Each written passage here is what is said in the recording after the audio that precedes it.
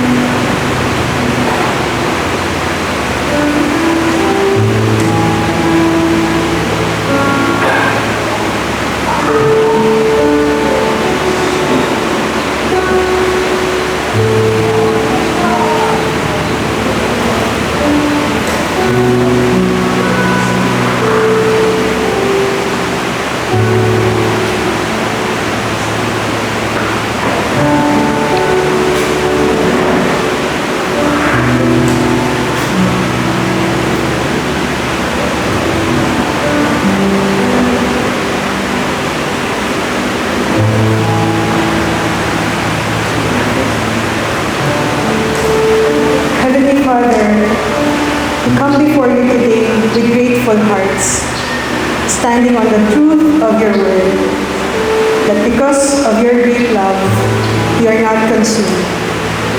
Thank you, Lord, that your mercies never fail. Salamat, Panginoon, sa bawat umaga, sa bawat panibagong pagkakataon na maranasan ang iyong katapatan at biyaya. As we gather to worship you this day, Lord, cleanse our hearts, quiet our minds, and remind us once again that it is not about what we've done, but about what you've done for us. Ikaw po ay tapat kahit sa mga pagkakataong kami ay hindi. You are merciful even when we are undeserving. Ngayong umaga, Lord God, let your Spirit move freely in our midst. Hayaan niyo po na ang bawat kanta, bawat panalangin, bawat salita ay mag-reflect ng glory ng God na hindi sumusuko sa amin. May you be honored in our worship and let your grace refresh every heart in this place. Kinukumit namin, Panginoon, sa iyo ang buong araw na ito.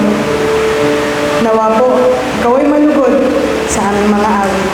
Ikaw ay malugod sa aming buhay, Panginoon. Hindi lamang ngayong linggo, kundi sa araw-araw nito. Salamat, Panginoon. Binabalik po namin sa iyo lahat ng papuri, pasasalamat sa tanging pangalan ng aming Diyos at tagapagligtas na si Jesus. Amen. Amen. Maaari po ngayong araw, siguro po pag-gising natin sa umaga, may kanya-kanya tayong story, hindi po ba? May kanya-kanya tayong dalahin. Maaaring iba, may dalang guilt, may dalang pagod, may dalang kabigatan sa puso. Pero maalala po nawa natin na ang puso ni Jesus ay laging bukas para sa mga sugatan, sa mga nagkamali, at sa mga naghahanap ng bagong simula. So as we worship today, let's come with humble hearts, remembering that we're all in need of His mercy and grace. Let us open our hearts to the one who knows us completely and still chooses us to love Him. Magsitayo po tayo lahat. Awitin natin. Kamang-kamang ang pag-ibig natin.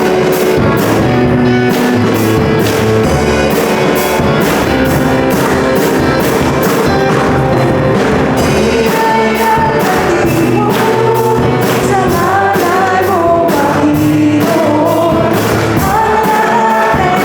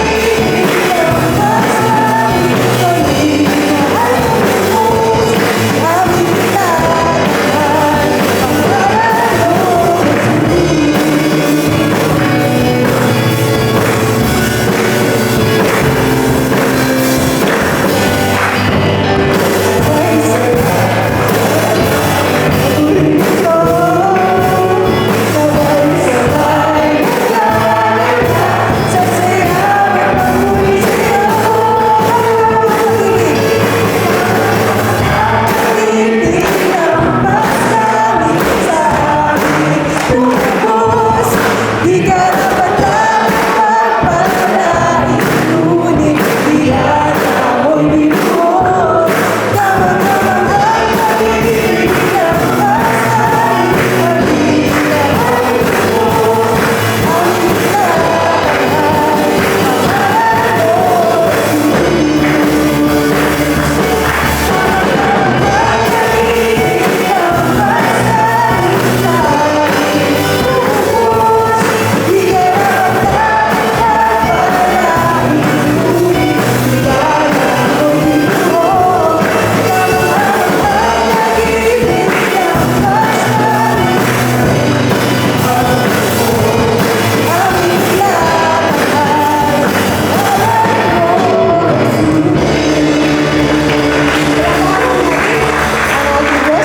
Ang patuloy tayong umawit and let us celebrate the King who laid down His life for all of us.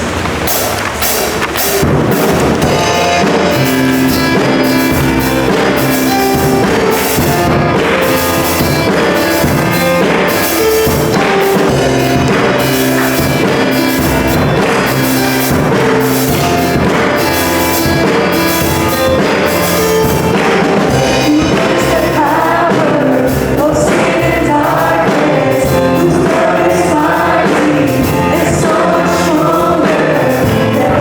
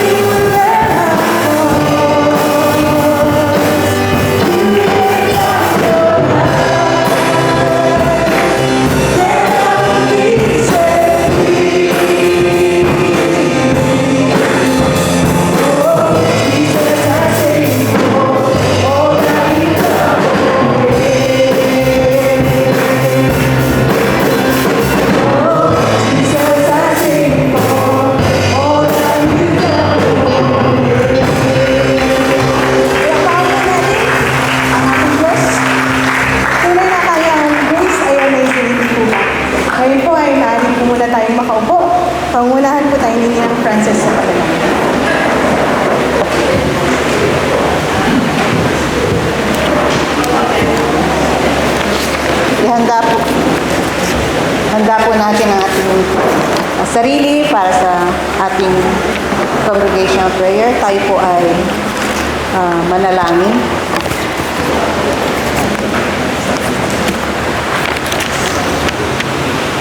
Aming Diyos na banal, dakila at makapangyarihan sa lahat. Ikaw, O Diyos, ang lumikha ng lahat at nagahari sa lahat ng iyong mga nilikha. Ikaw ang aming kalasag, tagapagtanggol at tagapagligtas.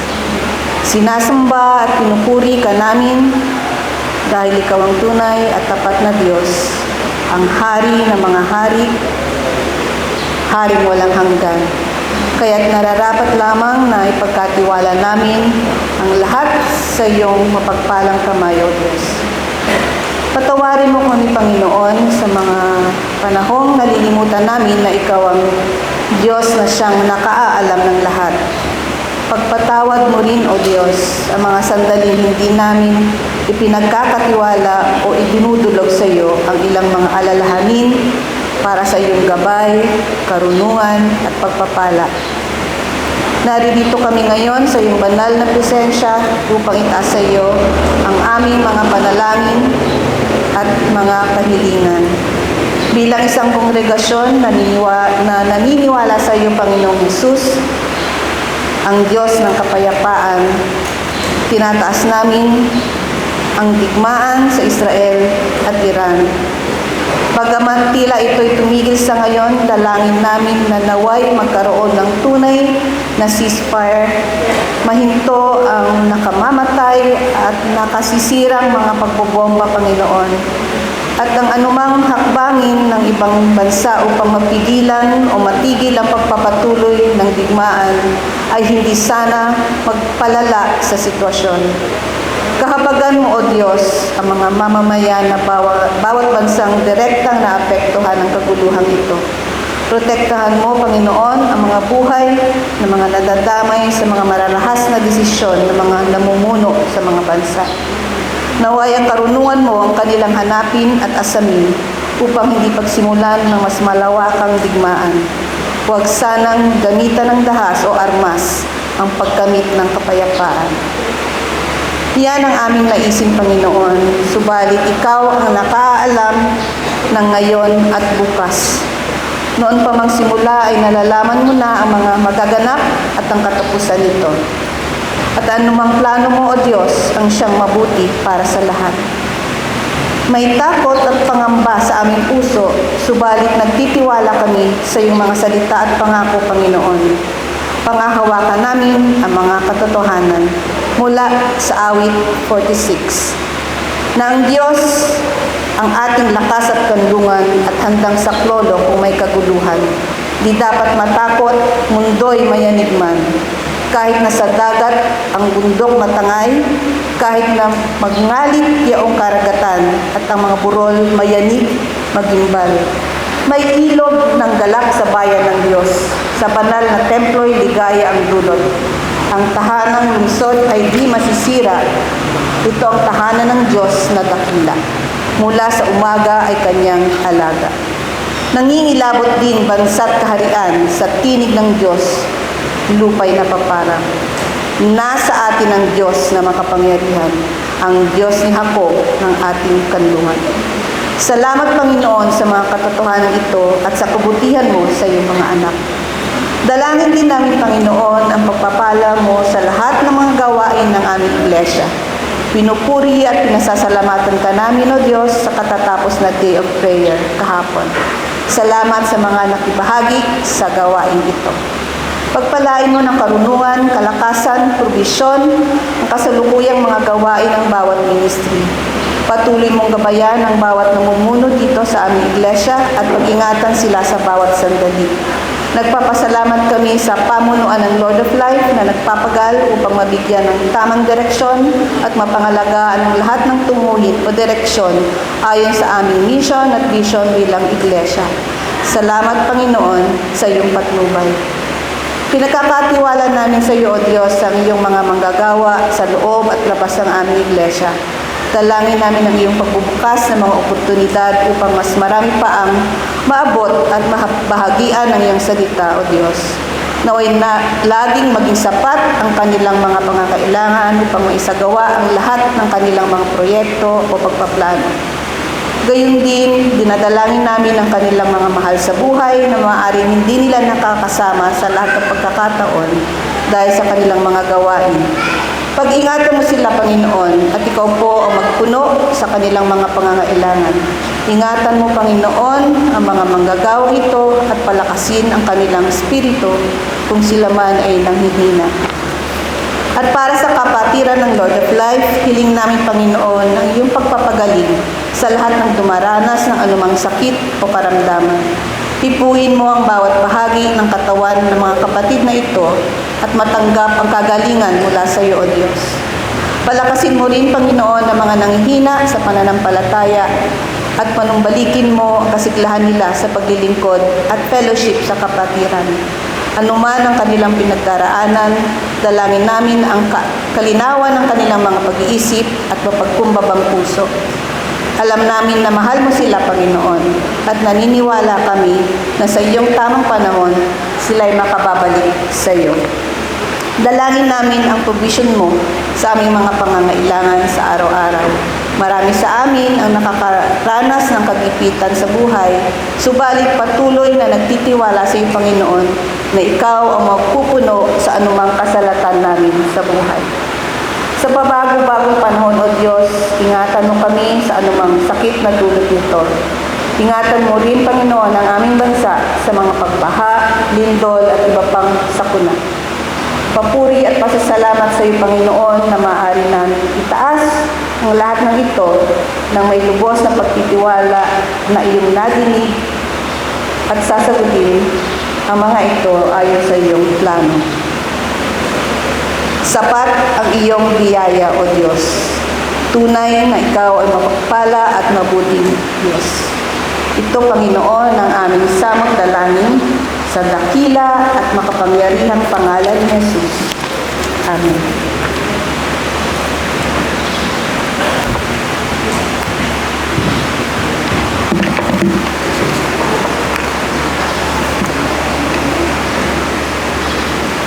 Sinabi po sa Isaiah 53:5, "But he was pierced for our transgressions.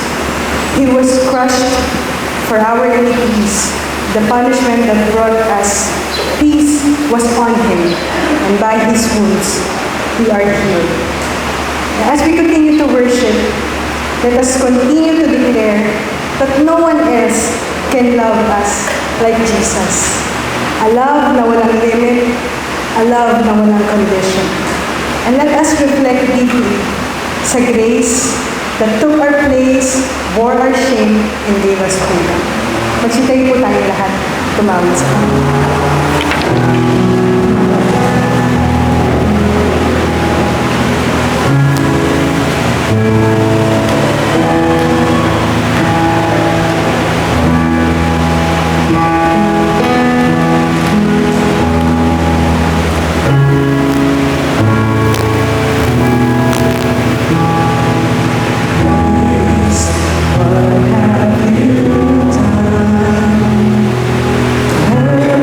For me,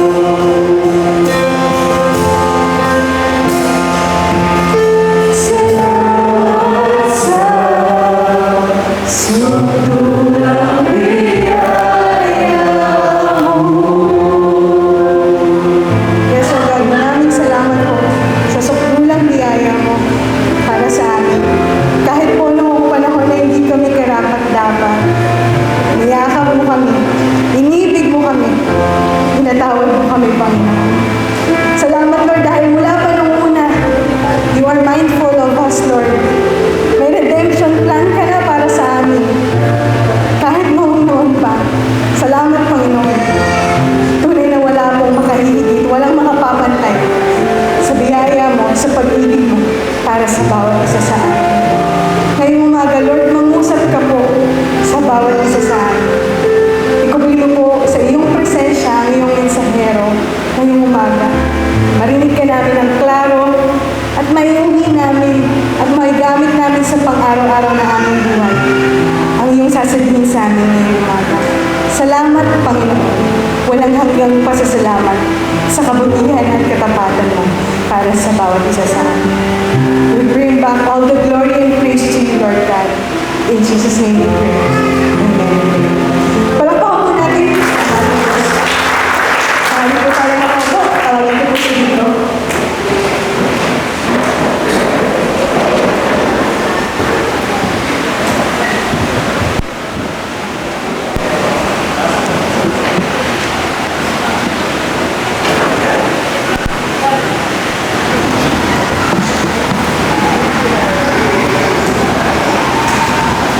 Sige po, ayan, magandang umaga po sa ating lahat. Ganda ng panahon, no? Hindi mainit. Yan, mas maganda sa pakiramdam kasi hindi tayo naglalagkit ngayon dahil sa init. Pero napakaganda ng mga awitin kanina habang kumakanta ako. Parang nandun na halos lahat ng isasabihin ko dito eh. Kaya, kaya napakabuti ng Diyos sa buhay ng bawat isa sa atin. And yun, patuloy niya tayong pinaalalahanan sa dakilang pag-ibig niya sa atin. Pero yun, purihin ng Diyos sa pagkakataon muli na binigay niya sa akin upang magpahayag ng salita niya ngayong umaga. Share ko lang po, sobrang late na akong late ko na itong natapos itong manuscript ko. Buti hindi ako pinagalitan ng mga tito natin. Pero yun, sobrang challenging po talaga para sa akin, yung mga talatang na-assign sa akin. Pero hindi ko po sinisisi si Tito Ando. Pero yan, sobrang challenging po siya. And naalala ko po nung nagpapacheck ako kay Kuya Lem nung manuscript ko, ay parehas din talaga kaming nahirapan. Pero mabuti ang Diyos and sa tulong ng banal na Espiritu ay natapos naman po sa oras. And naging malinaw kung ano yung gustong sabihin sa akin ng Panginoon. And ngayon po, sana maging malinaw din ang mensahe niya sa inyo ngayong umaga. Kaya hinihingi ko po yung 100% pa rin po na attention niyo sa pakikinig.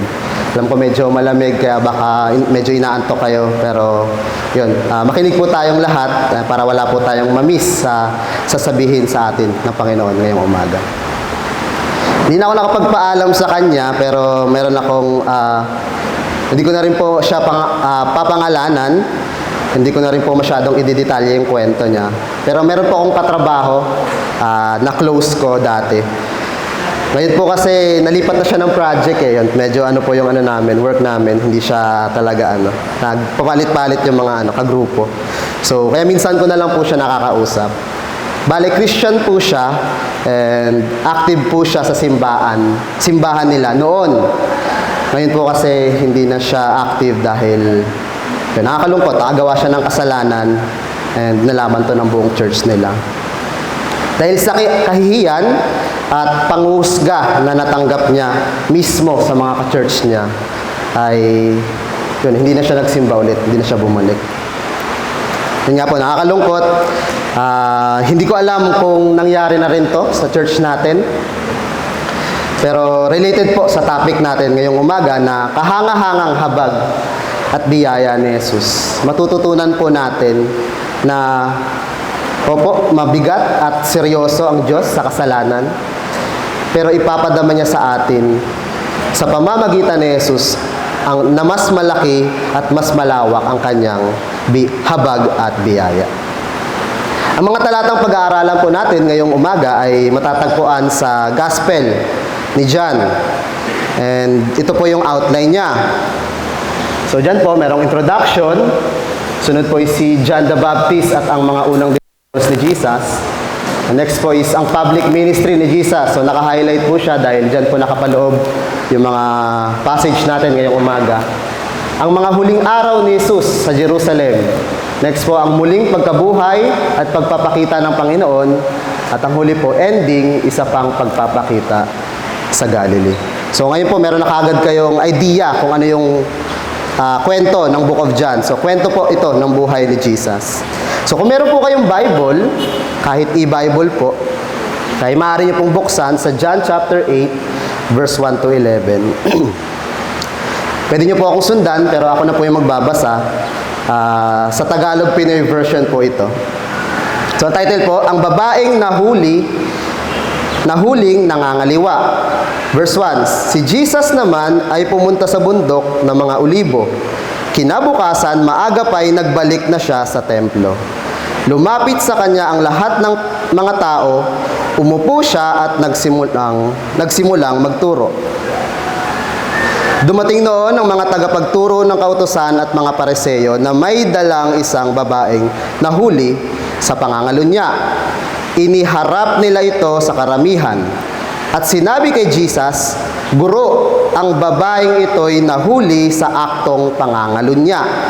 Ayon sa kautusan ni Moises, dapat batuhin hanggang sa mamatay ang mga katulad niya. Ano naman ang masasabi niyo?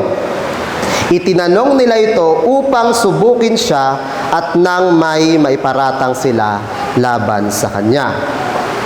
Ngunit yumuko lamang si Jesus at nagsulat sa lupa at sumulat sa lupa sa pamamagitan ng daliri. Patuloy sila sa pagtatanong, kaya tumayo si Jesus at nagsalita, Ang sino man sa inyo na walang kasalanan ang siyang maunang bumato sa kanya. At muli siyang yumuko at sumulat sa lupa. Verse 9, nang marinig nila iyon, sila'y isa-isang umalis. Simula sa pinakamatanda, iniwan nila ang babaeng nakatayo sa harap ni Jesus. Tumayo si Jesus at tinanong ang babae, Nasaan sila? Wala na bang humahatol sa iyo? Wala po, Ginoo, sagot ng babae. Sinabi ni Jesus, hindi rin kita hahatulan, umuwi ka na at mula ngayon ay huwag ka nang gumawa ng kasalanan.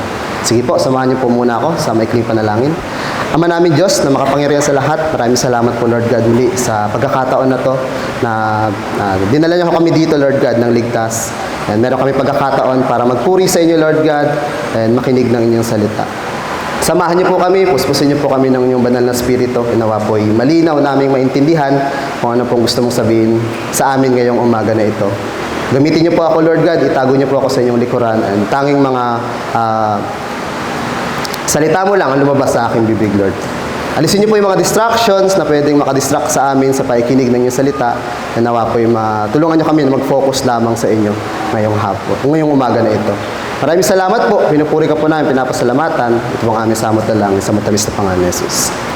Amen.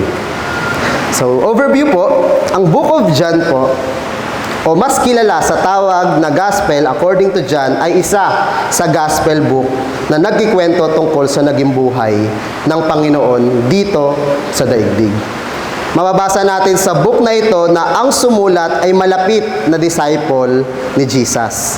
Pero hindi tinukoy kung sinong John.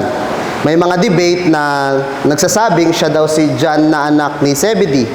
Meron din naman nagsasabi na siya si John the Elder. Well, hindi natin sure kung sinong John, pero sure tayo na disciple siya at meron siyang eyewitness testimony tungkol sa naging buhay ni Jesus. Mababasa natin sa John chapter 20 verse 31 ang purpose ng librong ito. At ito po ang sinasabi. Yung nakasulat dito ay sinulat para maniwala kayo na si Jesus ang Christ, ang anak ng Diyos, at dahil sa faith nyo sa Kanya, magkakaroon kayo ng buhay. Ito po ang idea na palilitawin natin sa mga talatang pag-aaralan natin ngayon. Nabanggit ko po kanina na nahirapan nga po ako sa pagbuo ng manuscript ko. Dahil ang John chapter 8 verse 1 to 11 po, or to be specific, the story of the woman caught in adultery ay hindi po nakasulat sa mga earliest and most manuscript of the Gospel of John. At sa mga manuscript na nakasulat ito ay hindi siya matatagpuan nakasunod ng John chapter 7 verse 52. Yung iba matatagpuan siya kasunod ng John chapter 7 verse 34. Sa iba naman po, kasunod siya ng John chapter 7 verse 44. And sa iba pang mga manuscript, matatagpuan siya sa Luke chapter 21 verse 38. Kaya hindi ko talaga matukoy noon kung ano ba talagang tamang context ng mga passage natin. Pero malinaw po na ang John chapter 8 verse 1 to 8 ay sa mga latter or dulong part na ng public ministry ni Jesus nung nabubuhay siya dito sa daigdig. Madalas ay matatagpuan siya sa mga templo o synagogue na nagtuturo sa mga tao. At sa mga panahong ito ay marami na siyang ginawang himala.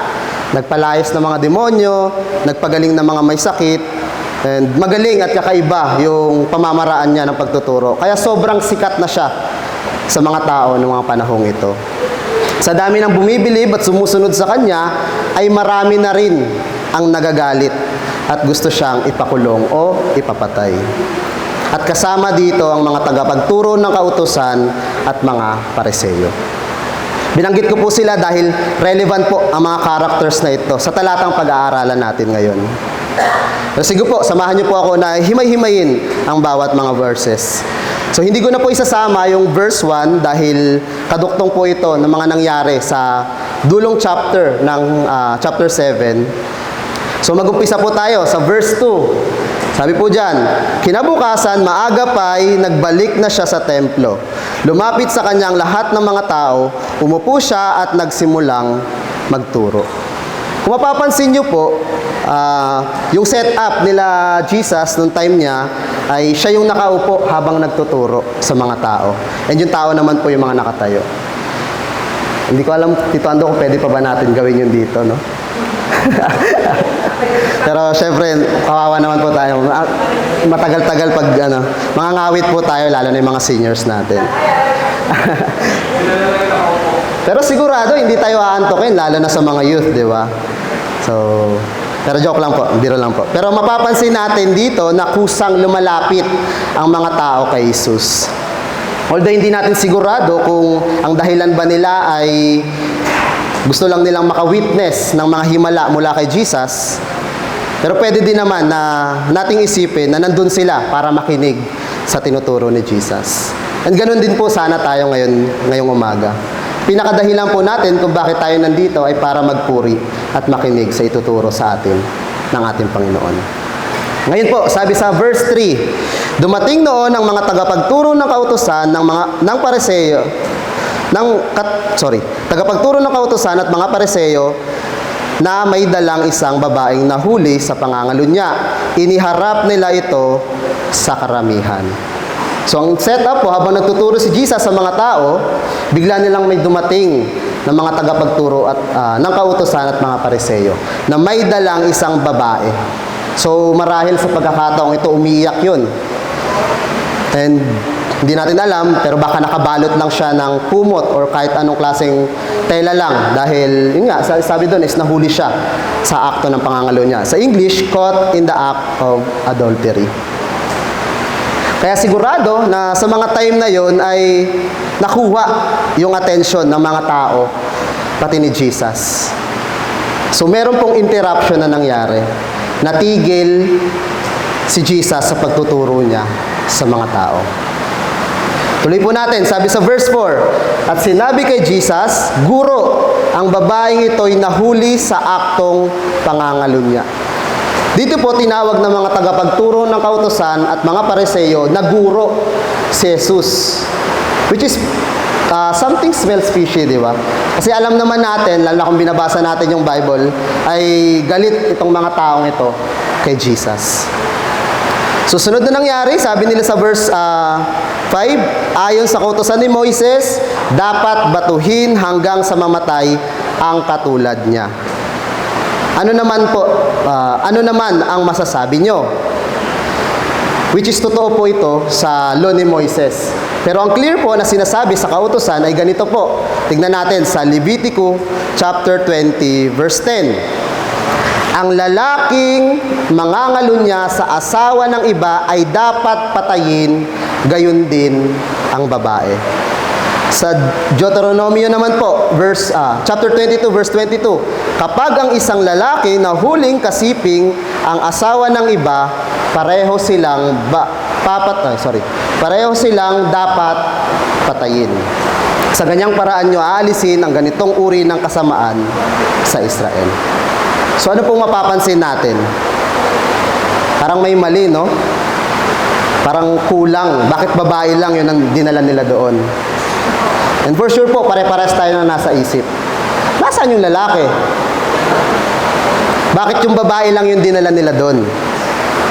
Naisip ko po nung time na inaaral ko to, hindi kaya kasabwat ng mga tagapagturo ng kautusan at ng mga Pariseo ang lalaki?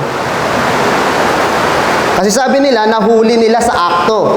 Hindi naman pwedeng yung babae lang yun nandun. Sabi nila, nahuli nila sa akto pero babae lang yung nakita nila or dinala nila.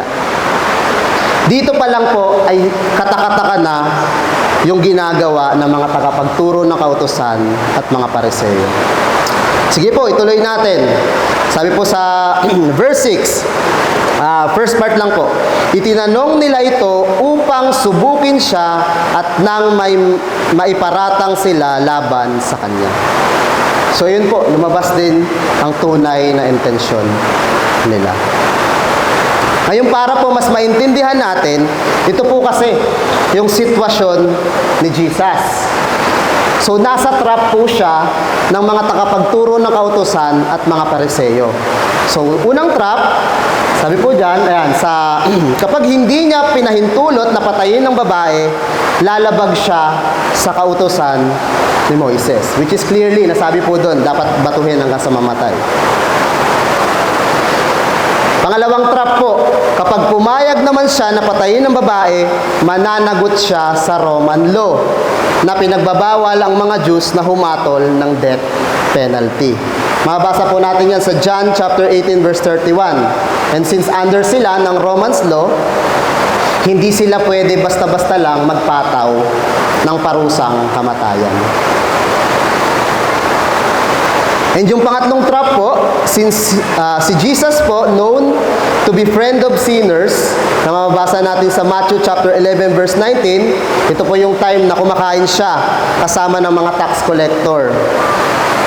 Kaya po kung hahayaan niya na mamatay ang babae, magiging false teacher siya sa paningin ng mga tao at ng mga disciples niya.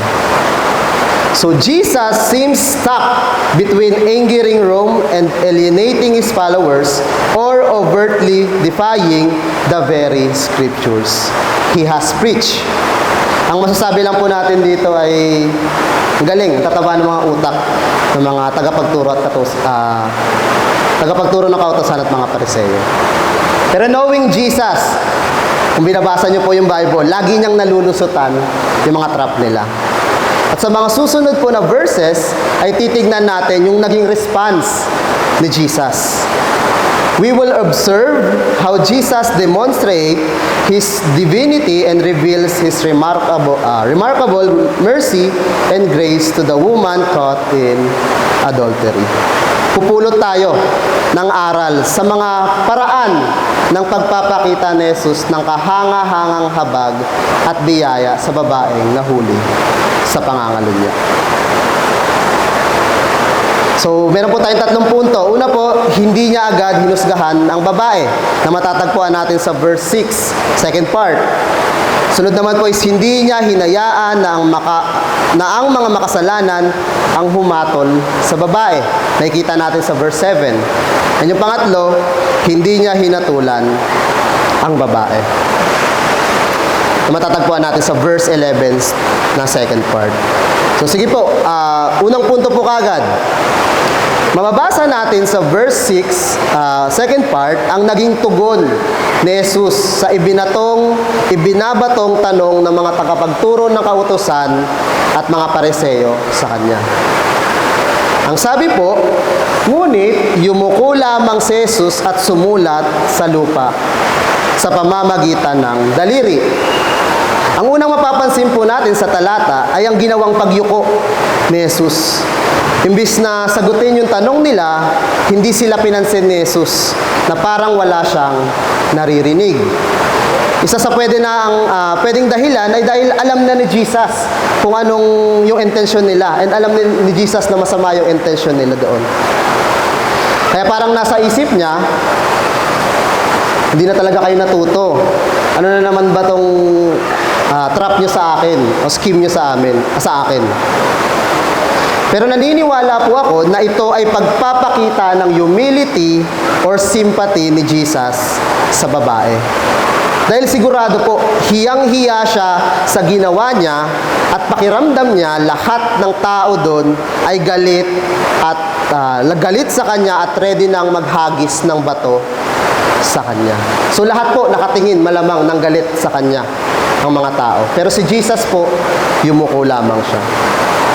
Ngayon na naman po, kaya ang ibig sabihin ng pagsulat ni Jesus sa lupa gamit ang kanyang daliri. For the past 2,000 years po, ay nananatiling tanong pa rin po kung ano nga bang sinulat ni Jesus noon sa lupa. Wala pong nakakaalam.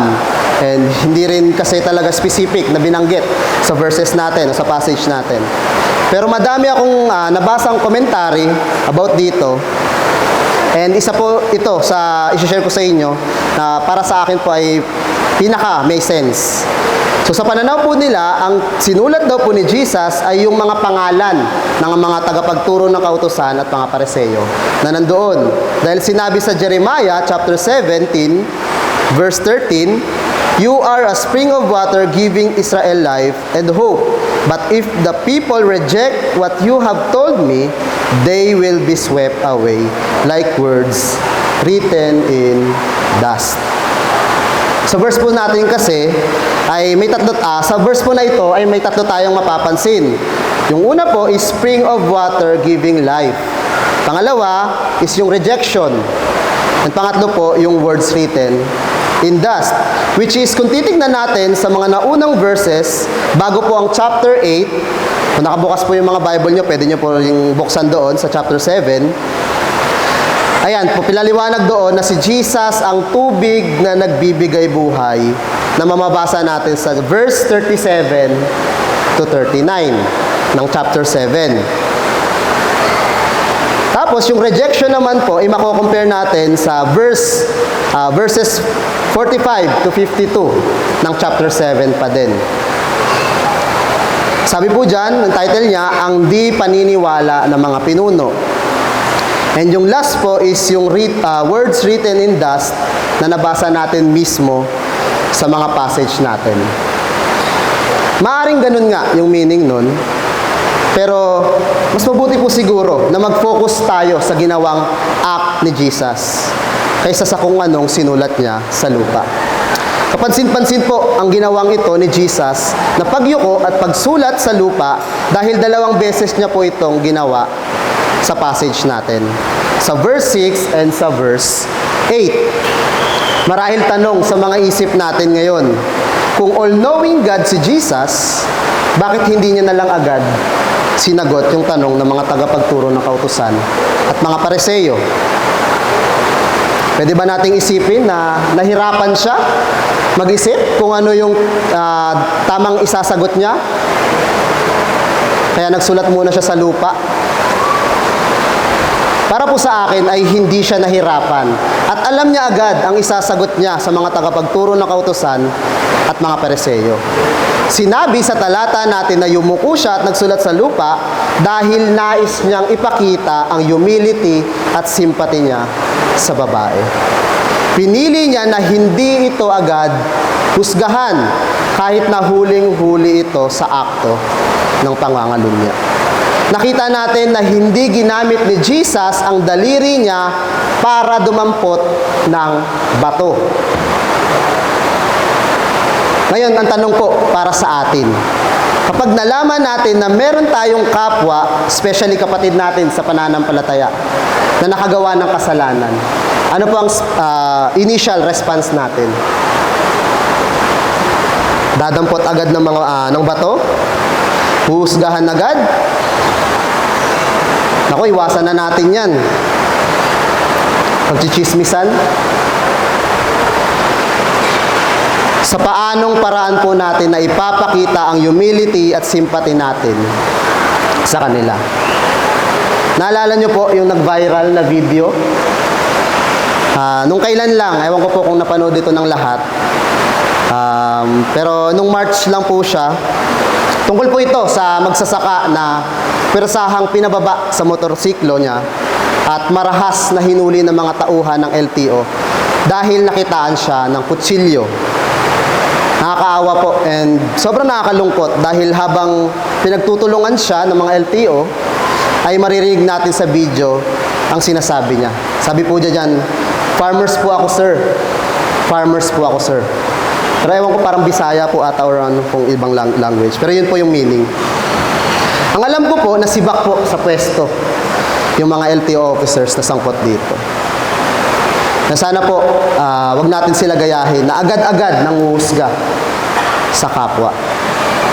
Sinasabi po sa Philippians chapter 2, verse 3 and 4, "Huwag kayong gumawa ng anuman dahil sa pansariling layunin o pagyayabang. Sa halip, bilang tanda ng pagpapakumbaba, ituring niyong higit ang iba kaysa sa inyong sarili. Pagmalasakitan nyo ang kapakanan ng iba at hindi lamang ang inyong sarili." Nakita natin sa mga talatang pinag-aaralan natin na ito yung ginawa ng mga tagapagturo ng kautusan at mga Pariseyo. Dahil sa kanilang personal na interes na itrap si Jesus, ay wala silang pakialam kung anong mangyari sa babae. Sa pagpapatuloy po ng kwento ay sinabi sa verse 7 na patuloy ang pagtatanong ng mga tagapagturo ng kautusan at mga Pariseyo. Siguro nangungulit sila. Anong sagot mo? Dahil nga yumuko lamang si Jesus sa lupa at nagsulat. Marahil iniisip nila na, "Oh guys, hindi siya makasagot. Tingin ko magkakamali na siya. Tara, i-pressure natin lalo. Pumulot na tayo ng mga bato." Marahil iniisip nila na magtatagumpay na sila sa plano nila laban kay Jesus. Mapapansin natin na wala talaga silang pakialam sa kapakanan ng babae. Nakafocus lang sila sa masamang balak nila kay Jesus. Samantala si Jesus, mararamdaman natin ang kahanga-hangang habag at biyaya niya para sa babae. Dahil hindi niya agad hinusgahan ito. At nagpatuloy ito nung sagutin niya ang katanungan ng mga tagapagturo ng kautusan at mga Pariseyo. Dahil hindi niya hinayaan na ang mga makasalanan ang humatol sa babae. Sabi po sa verse 7, patuloy sila sa pagtatanong kaya tumayo si Jesus at nagsalita, "Ang sino man sa inyo na walang kasalanan ang siyang maunang bumato sa kanya." Kanina po nabanggit ko na iniipit nila si Jesus sa trap. Ang paglabag sa Roman law, Mosaic law, at yung testimony niya sa mga tao. Pero lahat po nung ito ay nalusutan ni Jesus sa sinagot niya sa kanila. Kumbaga sinabi ni Jesus dito, "Kayo yung nag-aakusa, umaapila sa kautusan ni Moises, di sundin nyo kung anong nakasulat, gawin nyo ang sinasabi ng kautusan." Sa sinabi niyang ito ay biglang bumaliktad ang sitwasyon. Ang mga tagapagturo ng kautusan at mga Pariseyo na ang naipit sa sarili nilang patibong. Dahil kung talagang may bumato nung time na yon sa babae, sigurado po na mananagot sila sa Roman law.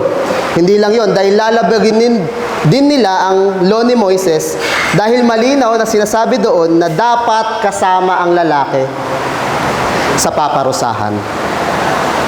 Ini-imagine ko tuloy ngayon kung anong naging itsura ng mga Pariseyo noong time na yon sa sagot ni Jesus.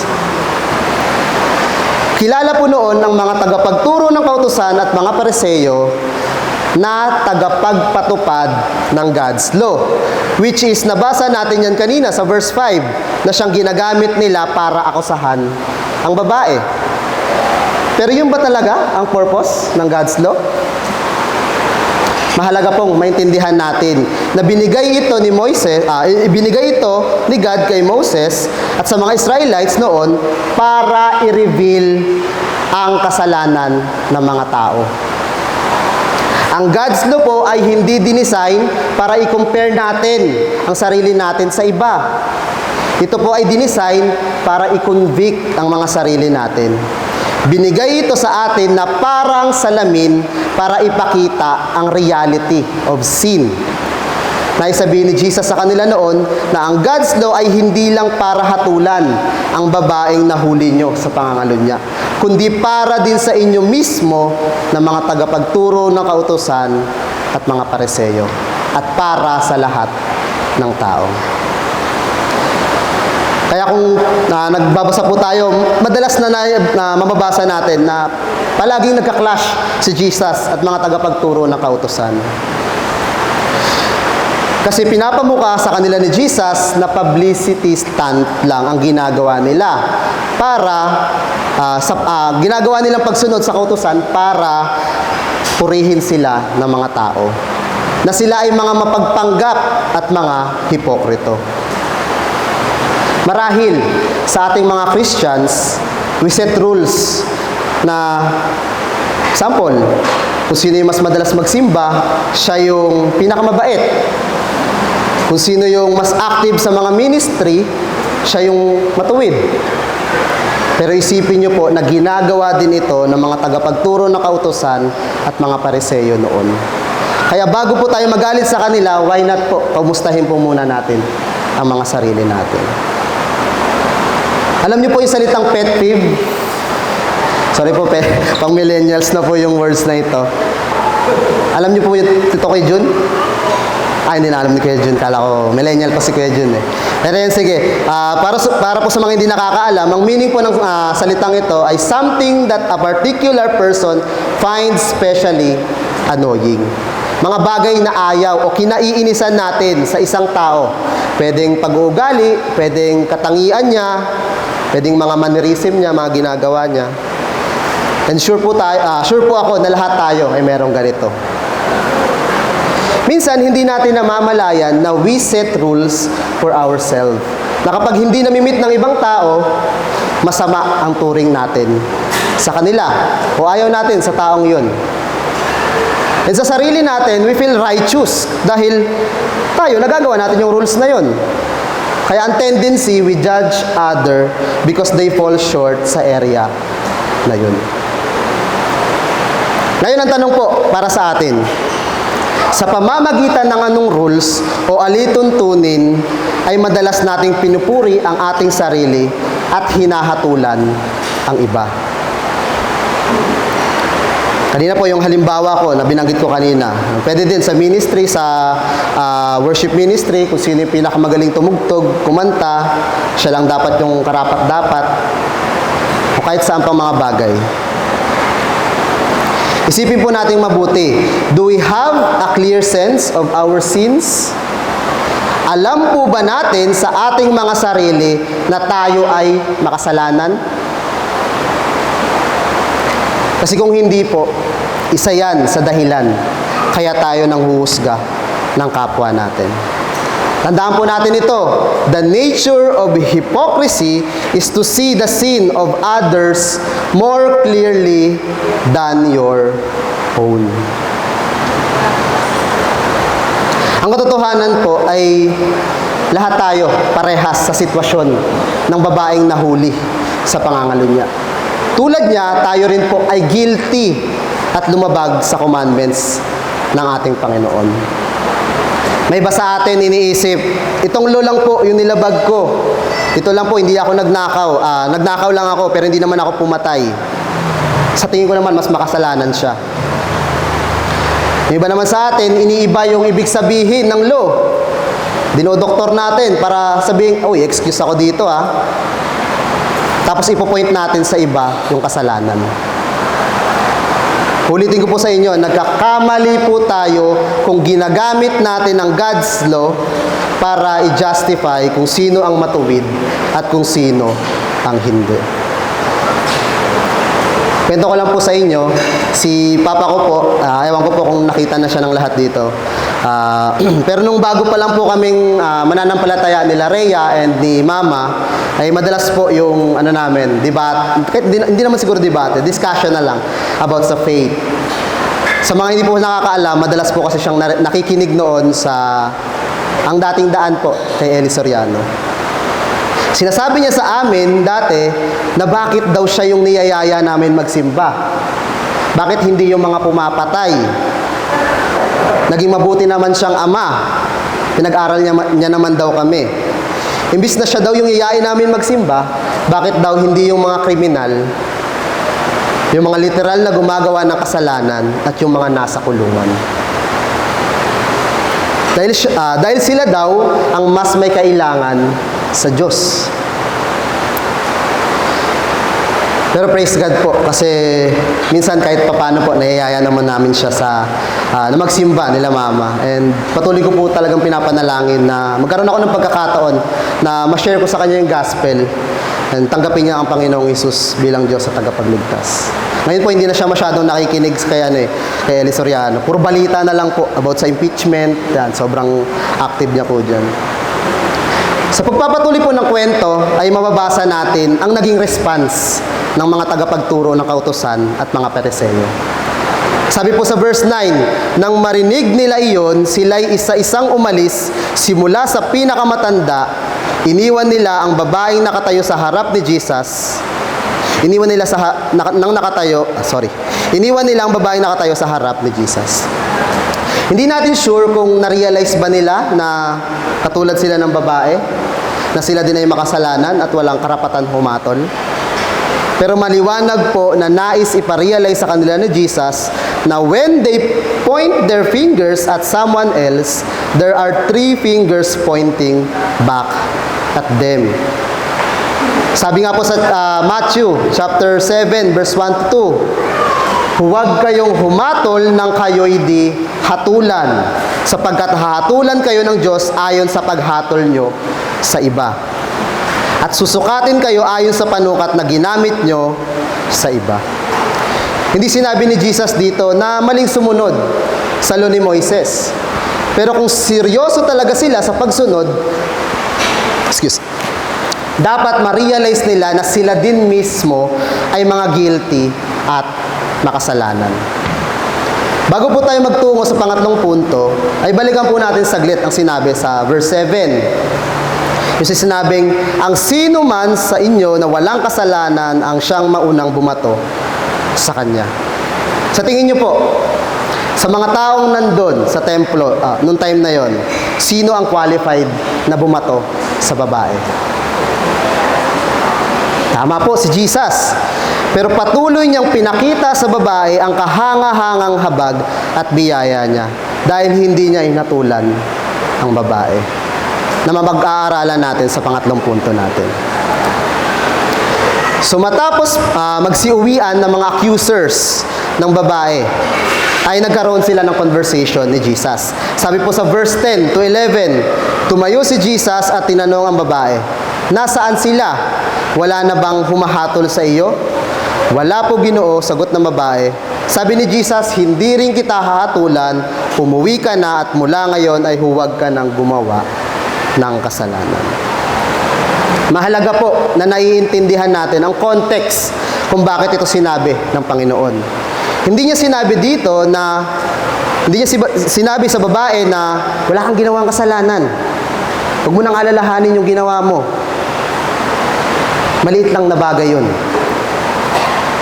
Mga kapatid, mahalaga pong malaman natin na seryoso ang Diyos sa kasalanan. Kaya nga sinabi niya sa dulong part ng verse 11, mula ngayon ay huwag ka nang gumawa ng kasalanan. Pero bakit nga ba hindi hinusgahan ni Jesus ang babae? Di ba siya ang tinutukoy sa crowd na walang kasalanan at dapat unang bumato? Well, may kita po natin dito na Jesus chose not to do what he was allowed to do. Jesus also chose not to do what he should do. At ito po ang parusahan ng babae ng kamatayan dahil sa ginawa niyang kasalanan. Instead, he chose to be merciful. He shows mercy at nangyari ito para tuparin ang tunay niyang dahilan kung bakit siya naparito sa daigdig.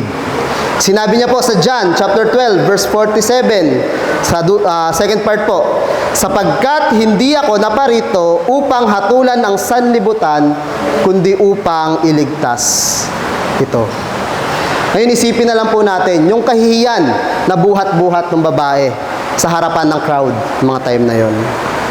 Na-expose po yung ginawa niyang kasalanan sa lahat. Siguro nasa isip niya, deserve ko nang i-condemn dahil sa ginawa ko. Wala na akong pag-asa.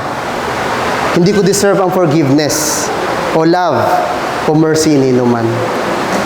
Pero napakaganda po ng sinabi sa kanya ni Jesus, I will not condemn you. Dahil lingid sa kaalaman ng babae, Jesus is on the way to cross. Imbis na siya, si Jesus ang iko-condemn ng mga tao para sa kasalanan niya at kasalanan ng buong mundo.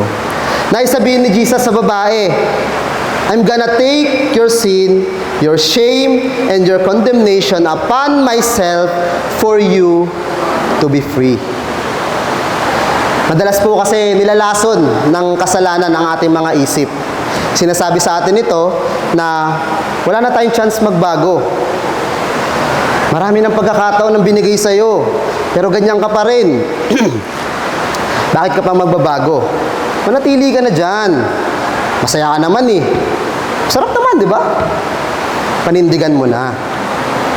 Pero sinasabi sa atin ni Jesus, sinabi ni Jesus sa babae na go and sin no more. Biyaya ni Jesus na patawarin ng babae sa kanyang kasalanan. At very powerful po ito. Very powerful po ang mga salitang ito dahil para kay Jesus, forgiveness is not the same thing as tolerance. Hindi niya pinatawad ng babae para lang ulitin lang ulit yung ginawa niya. Ang meaning po ng forgiveness dito ay oo, big deal at nagmamatter ang kasalanan, ngunit pinili ng Diyos na isantabi ito dahil mas nananaig ang biyaya at pagiging mahabagin niya. Grace is when the woman didn't get what she deserves.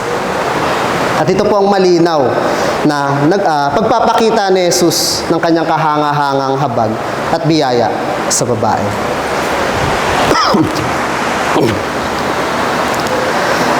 Ako po, kahit na matagal na akong mananampalataya, ay hindi ko pa rin maiwasang makaramdam ng shame at guilt tuwing nakagawa ko ng kasalanan. I mean, normal lang naman po yun. Pero sa mga pagkakataon po kasi na nakakaramdam ako noon, ay tinutulak ako noon palayo kay God. Iniisip ko po na hindi ko deserve na patawarin dahil sa paulit-ulit kong kasalanan. Pero sana po, maging reminder po ito sa ating lahat na ang Diyos po ay laging nandyan. Hindi para hatulan tayo, kundi tanggapin ulit tayo at patawarin. Isipin na lang po natin, siguro kung hindi mahabagin ng Diyos, sigurado, bawat isa sa atin, kapag gumawa ng kasalanan, on the spot, kaparusahan agad ang sasapitin. Pero buhay pa rin tayo. At nasa maayos na kalagayan. Katunayan po yan na patuloy niya pa rin tayong kinakahabagan at patuloy niya tayong hinahamon na go and sin no more. Ngayon, tanungin po natin ang ating mga sarili. Sa tuwing naaagawa po tayo ng kasalanan, hinihingi po ba agad natin ito ng kapatawaran sa Diyos? O mas pinipili nating lumayo sa Kanya? Naalala ko po yung tinuturo sa amin ni Kuya Lem sa DJ namin na kapag nakagawa kami ng kasalanan, ay normal lang na makaramdam ng guilt at shame. Pero hindi dapat ito ang maging dahilan para lumayo sa Diyos. Ini-encourage na kami na patuloy pa rin mag-devotion, patuloy pa rin manalangin, patuloy pa rin mag-attend sa mga gawain para sa Diyos. And sobrang nakatulong po iyon sa akin, lalo na sa pagbabalik ko sa presence ni God. Ito po, tanong po para sa atin bilang isang iglesia. Sa paanong paraan po natin na ipapakita ang habag at biyaya ng Diyos sa kapwa natin na nakagawa ng kasalanan? Hamon po ito para sa ating lahat na bilang isang iglesia ay dapat na ipapakita at na ipaparamdam natin sa bawat isa na mas malaki at mas malawak ang habag at biyaya ng Diyos kaysa sa bigat ng kasalanan. Dito po ako magtatapos. Kung naalala niyo po kanina yung kwento ko tungkol sa introduction ko na may kaibigan nga po akong Christian na hindi na active ngayon sa simbahan dahil sa nagawa niyang kasalanan. Nakakalungkot kasi bukod sa shame of guilt, ang pinakatumulak sa kanya, palayo sa church, ay ang panghuhusga ng mga kapwa niya mananampalataya. Sana po maging paalala ito sa ating lahat na huwag nating gayahin ang mga tagapagturo ng kautusan at mga Pariseo noon na ginamit ang salita ni God para hatulan ang iba. Huwag nating gawing batayan ang Bible para identify kung sino yung mas matuwid at kung sino yung hindi. Tandaan po natin na ang purpose ng God's law ay i-reveal na lahat tayo ay makasalanan. Upang wala po sino man sa atin ang manghusga ng iba. Gayahin po natin ang Panginoong Hesus na hindi agad hinusgahan ng babae kahit na may karapatan siya. Isipin na lang po natin, siya, yung may karapatan, ay hindi niya ginawa. Tayo pa kaya na walang karapatan? Mahiya naman po tayo. Wala tayong karapatan. And kung ngayon po, tayo po ay katulad ng babae na nakakaramdam ng guilt sa ating mga kasalanan. Reminder po ito na mas malaki at mas malawak ang habag at biyaya ng Diyos para sa atin. Pinalaya niya tayo sa pagkakaalipin sa kasalanan. Kaya nga ang paanyaya niya sa atin ay go and sin no more. Sabi nga po sa Romans chapter 6 verse 14, "For sin shall no longer be your master, because you are not under the law, but under grace." We believe that Jesus' death on the cross paid the price for our sins. Kaya imbis na lumayo, ay mas lalo pa tayong lumapit sa Kanya. At sigurado po ako na mararamdaman natin o mararanasan natin ang kahanga-hangang habag at biyaya niya para sa atin. Purihin ng Diyos, magandang umaga po sa ating lahat.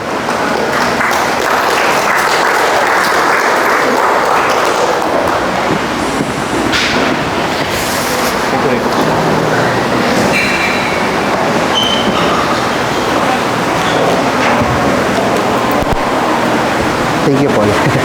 Thank you.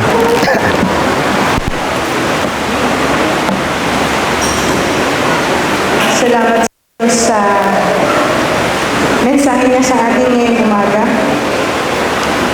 Naalala ko po yung isa sa mga verse na nung bago pa lang kaming kasal ni MJ na paborito namin naging divo. Sa Romans 5:20, ang sabi po doon, "Where sin increased, grace abounded all the more."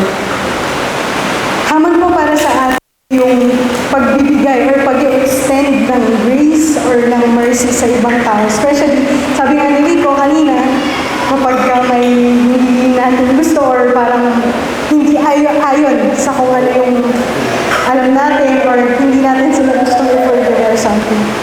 Pero, di po ba tayong lahat naman ay nakatanggap na ng forgiveness?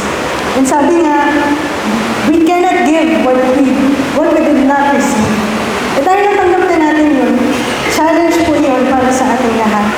To extend our grace and the mercy na naranasan natin kay God sa ibang tao. Pinagtugon po, magsitayo po tayo lahat. Ating ihayag at papurihan ng Diyos. Despite that our sins ay marami, His mercy is more para sa atin.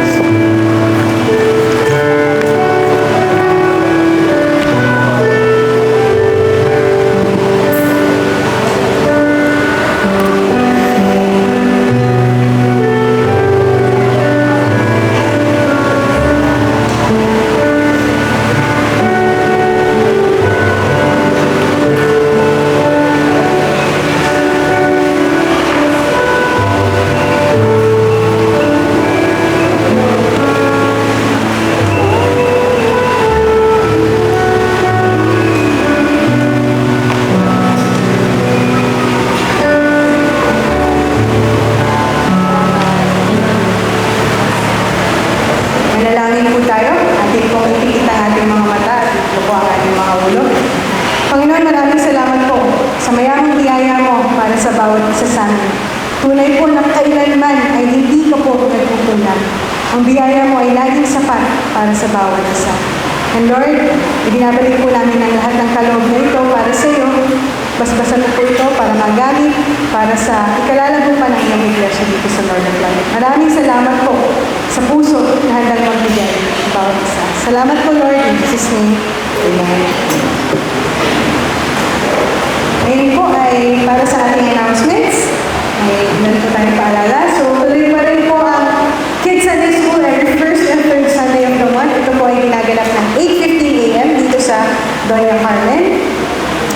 And July po, para sa ating Missions Month, next Sunday na po yun, July 6, Communion Sunday din po natin ang ating featured missionary po ay si Kuya Lem. Ang ating pong worship leader ay si Janina. Ang ating preacher ay si Kuya Ken sa Exodus 10:14-18, takot at pagkabalisa. And sa linggo rin po na yun, ay meron po tayong lunch fellowship.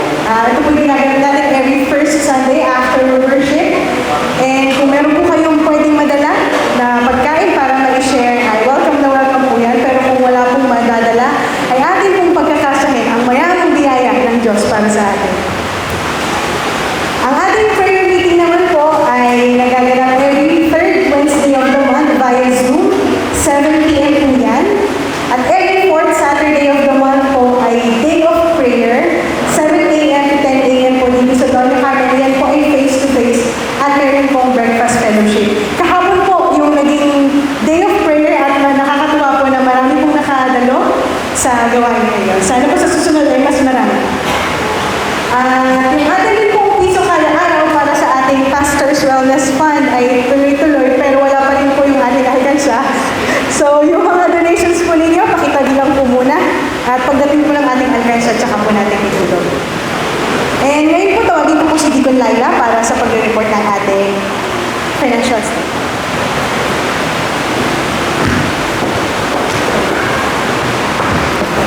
Salamat po. Okay, maraming salamat Kaab. Magandang umaga po sa ating lahat at sa ngalan po ng buong council ng Lord of Life Christian Fellowship, kami po ay mag-uulat ng naging takbo ng kaperahan ng ating simbahan. So ngayon po, mag-uumpisa po tayo sa cash receipts. Ang ating tithes and offering through online banking last May, yung nire-report ko po ending in May, is 156,924.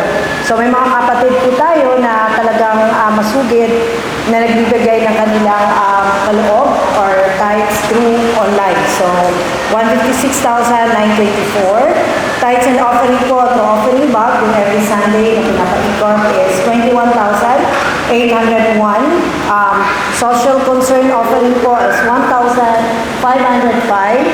Ang ating interest income from bank deposits, BPI and BDO is 31 pesos and 1 cent for a total po of 180,261.1 cents. So dito naman po tayo sa general fund.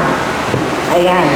Yung general fund po, ang tithes and offering po natin, social concern, lahat pinagsama-sama is 180,261.1 cents. Meron po tayong allocated funds every month na binabawas doon, 75,438.50.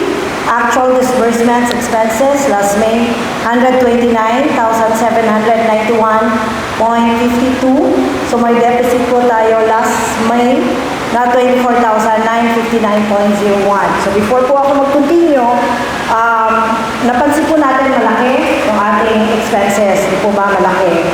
So last May po, actually, yung amount na yan po, kasama po dyan yung ating sports fest na ginanap yung sa Marikina.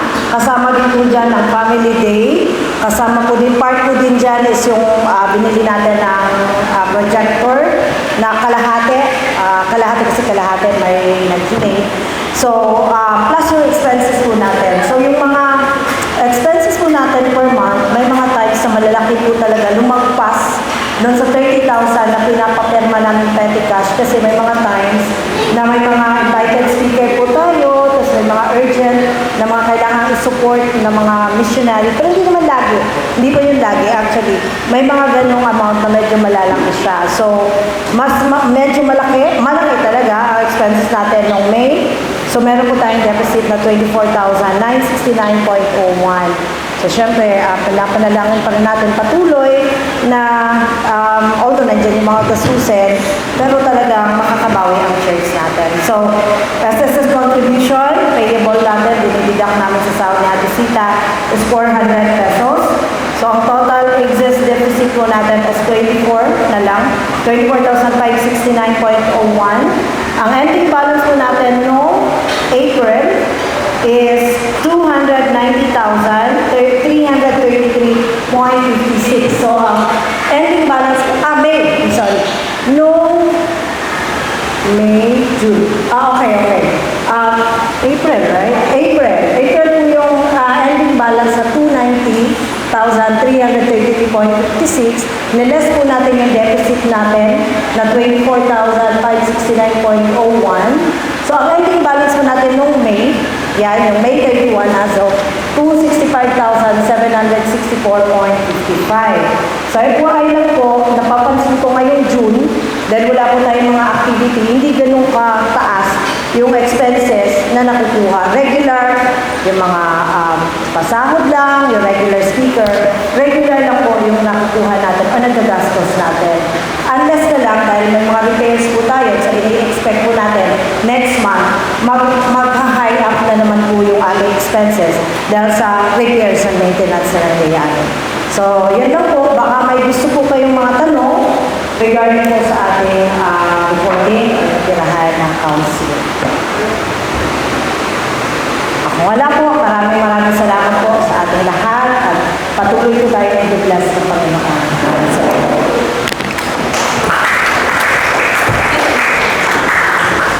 Salamat, Tito Nay.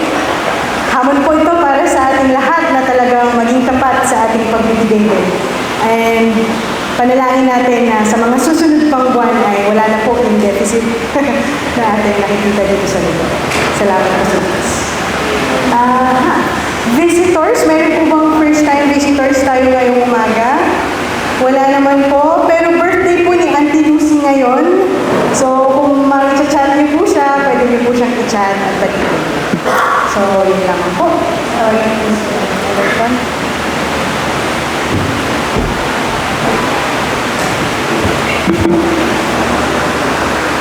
Magsitayo po tayo.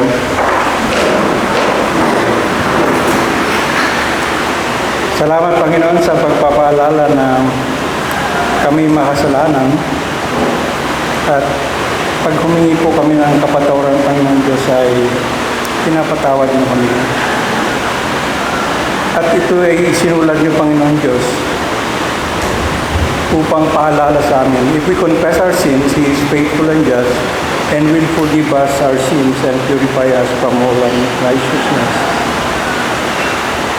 We can remember that, Father, that we, sa paalala, sa sinabi mo, go and sin no more. Salamat, Panginoon Diyos, sa katotohanan na ito. Na maiintindihan lang po namin ito, Panginoon Diyos, sa patuloy na pag-aaral ng salita, pagkakaroon ng devotion sa araw-araw.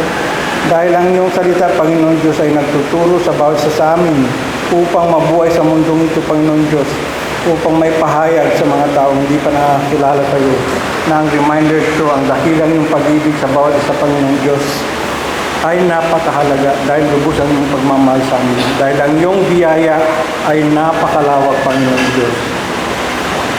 Tulad ng sinabi mo, for I will forgive their wickedness and will remember their sins no more. Salamat po sa katotohanan na ito, Panginoon Diyos, na pwede kami humingi ng tawad at mararanasan namin ang iyong pagpapatawad sa bawat isa sa amin. Salamat sa inyong mensahe muli sa umagang ito, Panginoon Diyos. Nagbibigay sa amin ng linaw, ng kaisipan, Panginoon Diyos, upang hindi kami makagawa ng masama, Panginoon Diyos. Salamat, Panginoon Diyos. Tanggapin po natin ang bastos ng Panginoon. May the grace of the Lord Jesus Christ and the love of God and the fellowship of the Holy Spirit be with you all. Amen. Manatili po tayo nakatayo para sa ulo natin. Bago po tayo magbatian, magkamayan, muli po tayo umawit at ating ideklara ang kamanghamanghang pag-ibig na tumubos sa atin.